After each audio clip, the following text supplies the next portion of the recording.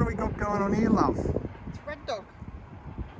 Red Dog? Yeah, he was also called the Pilbara Wanderer. The Pilbara Wanderer? Yeah, so his owner died and he just wandered around the place and people adopted him and he adopted people and he'd hitch rides to different places and he just became an outback identity and people just loved him.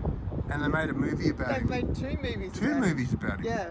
Goodness gracious. Yeah. So here we are with a statue of a famous dog. This Yep. is, he died on November the 21st, 1979. Yeah. And we're at Dampier.